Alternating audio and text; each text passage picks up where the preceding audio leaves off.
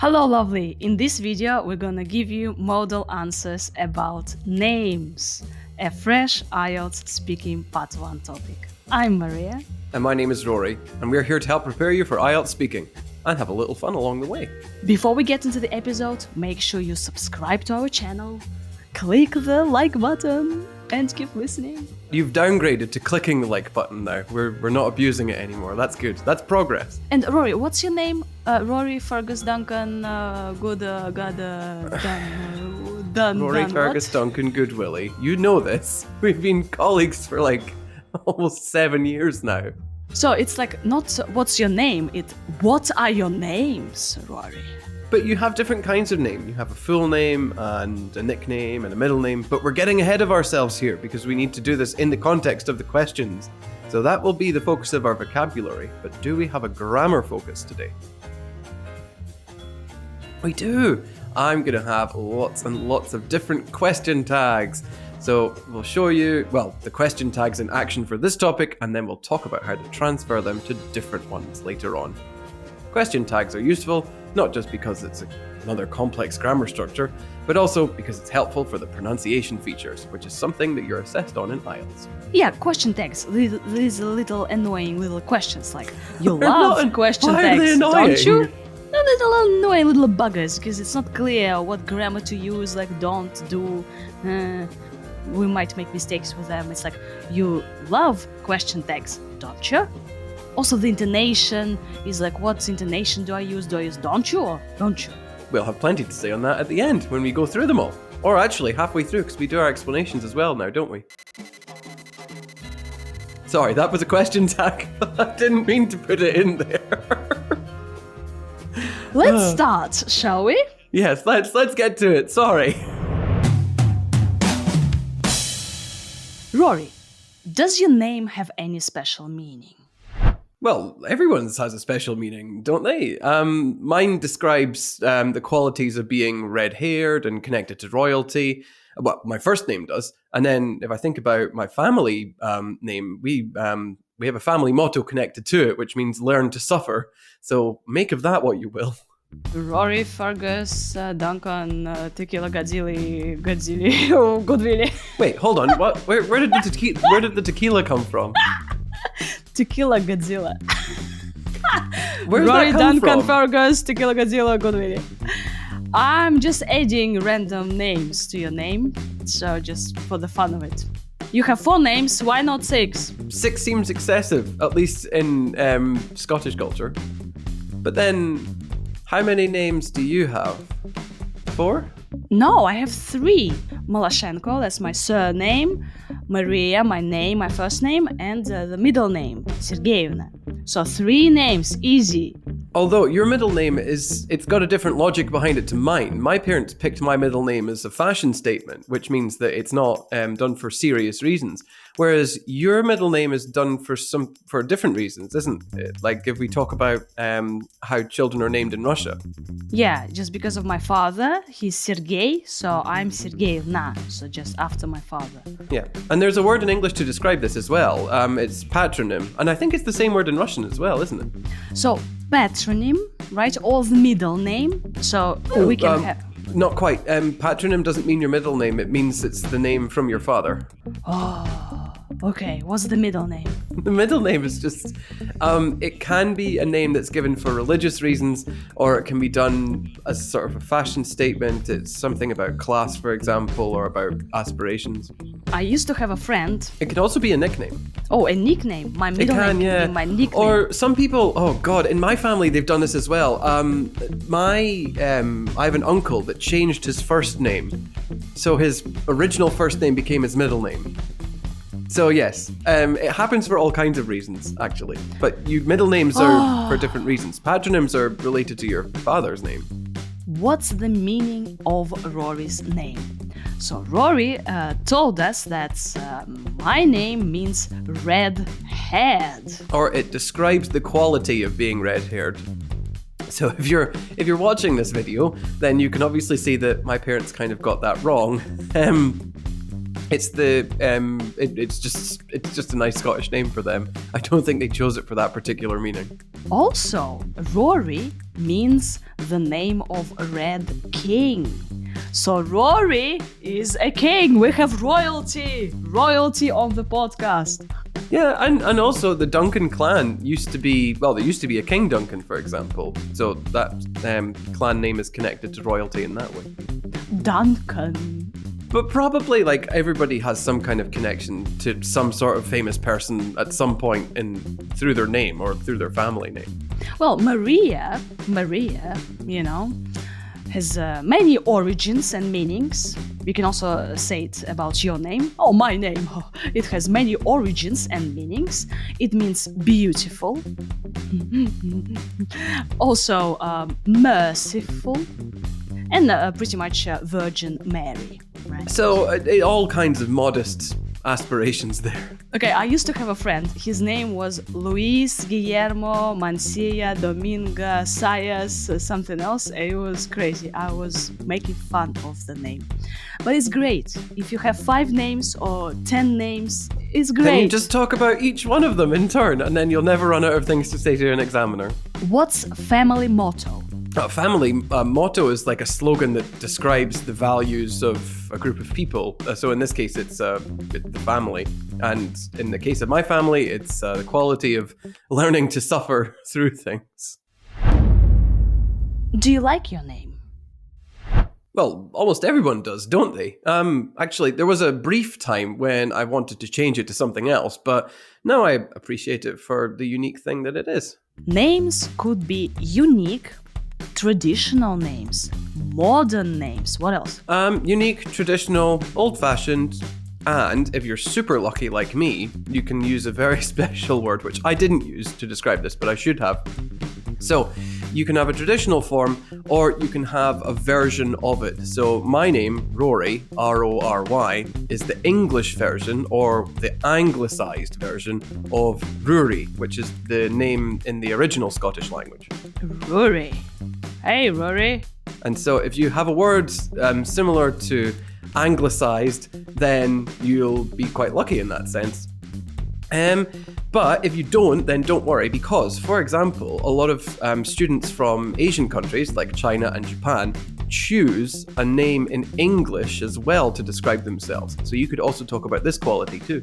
You can say that, I'd prefer an unexpected name, or my name is one of the top feminine names, feminine for women, or one of the top boys' names, top like the most popular names. Although in my case, I think I was pretty much the only Rory Fergus Duncan Goodwillie in the entire Russian Federation, and probably the world. Thankfully. Can you imagine if you had like 2 Rorys in your family? You got like Rory, not you, not another Rory. No, you, Rory, sit down. You, Rory, stand up. Well, I imagine that there will be other Rorys around, but it's never come up that often. It's not really a popular name, which is helpful. What name do your parents or relatives call you? Just the first one, unless I'm in trouble, in which case it's my full name. Although I think that's true in a lot of places, isn't it? Yeah, so what name do parents call you? So parents call you by name. Yes. Or they can call you by your full name. Rory Duncan Fergus Goodwillie. Will you ever get it right? No, what did I do this time? Let's not Rory focus on that. Fergus. This is not the focusing on Rory's name show. This is the focusing on grammar and pronunciation and vocabulary show. Yeah, so, but like vocabulary-wise, can I say like my parents call me by my first name? So call me by my first name. Yes. Or you can say my parents call me by a nickname, or they use a nickname. Yeah, so my parents use my nickname. Yeah, and a nickname could be like a variation of your name. Something like, okay, Maria, like Mashulia. Yeah, would it be my nickname?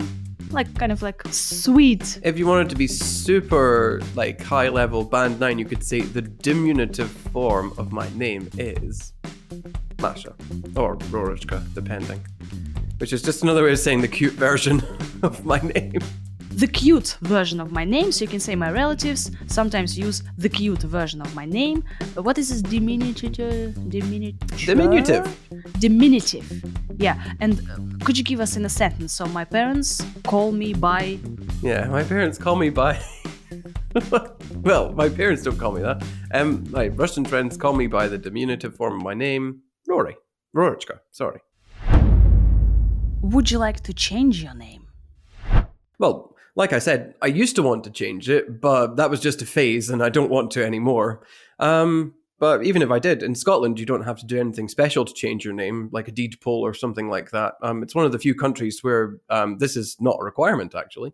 Would you like to change my name? Oh, you can say, Would I like to change your name? To change. Yeah, would you like to change my name, Rory? No, there can only be one Maria. You can say, I don't need to do anything special to change my name, or it's a very difficult procedure, so I wouldn't want to change my name. Or I'd like to change my surname or a middle name, or maybe you want to add Tequila Godzilla to your name. Do you remember this Friends episode when Phoebe wanted to change her name and she imagined this... Princess Consuela Banana Hammock. Banana Hammock, yeah. Does anyone in your family have the same name as you? No, I think that would be a bit confusing, wouldn't it? I've never quite understood why some people are named after their fathers and their mothers, to be honest. It just seems like a lack of imagination. Then we can use a nice phrasal verb to be named after somebody. So, Yes. for example, I was named after my great-grandmother, who was also Maria, for example. And for my middle name, I was named after the dog of my family's friends. Dog? Yeah, they had a dog called Fergus. So my parents thought that would be a hilarious idea. Rory, you shouldn't have said that. You've just mentioned that you are royalty and Red King, now dog. No, listen. There's a whole load of things about my name that are not right. So the red-haired part, the royalty part, the dog part, and the whole learning to suffer part, which I completely disagree with. Like, don't suffer through things. Just don't tolerate it. Don't put up with suffering. Do something about it. Why don't you just add Tequila Godzilla? All right, Rory don't Tequila you? Godzilla. In fact, it makes more sense for you to add it because first of all, you're a lady, and then second of all, because it's like it all matches up with the feminine forms because they end in a or a. Oh, yeah, Tequila Godzilla. Godzilla, that's really feminine. Yes, Maria Maloshenko Tequila Godzilla. What's your problem? I'd love to see that on a passport. In fact, I wonder, are there silly passport names? Are there any differences between how people name their children now and in the past in your country? Well, I suppose there are more names to choose from now, aren't there? And more old-fashioned names seem to have, fallen out of fashion, for lack of a better term. There also seem to be fewer nicknames as well, but that's just my opinion. I don't know if that's an actual fact or not. Some names can fall out of fashion. Some names could be fashionable, and the old-fashioned names which just fell out of fashion, so they just they are not fashionable anymore. But what I'm just looking up silly passport names here, and I found one that's like Batman bin Superman. Batman bin Superman. Okay. There's... Oh man. Okay, the other ones that I'm finding are all very rude words, which I can't say on YouTube. But the point is, oh no, someone's called themselves anti-dandruff. How do people choose names for their children? Well, you'd have to ask them, wouldn't you? I know my parents went with traditional Scottish names because that was something that worked well for them. But I'm not sure that's something that's true for everybody, is it? And then the last question is interesting. How do people choose names for their children? Exactly. How? How do people choose names? Well, I don't know. We can say they choose the top names, the most popular names. They name people after somebody they like. Yeah, they name people. Or you just can say, I'm not sure that's true for everybody. So maybe some people choose really extraordinary, unexpected, unique names. Yeah. But pay attention to question tags. I'm just looking at them here. Like, so you'd have to ask them, wouldn't you? Hey, go ahead. So there were lots of them, although I think the pronunciation didn't really vary much when it was like, everybody does, don't they? Or actually, I think that's true for a lot of people, isn't it? So the grammar structure doesn't change. If you have a positive first part of the sentence, then the question tag will be negative, or if it's a negative first part, then the question tag will be positive. But if we think about the intonation, question tags can have a falling intonation, like, isn't it? Or it can be going up when you say, isn't it? So, what's the difference between those two things, Maria? Oh, so when you do know stuff, you go like, oh, Maria is beautiful, isn't she? Well, right? But if you're not sure, Rory is smart, isn't he? So you're not sure, you're asking a question.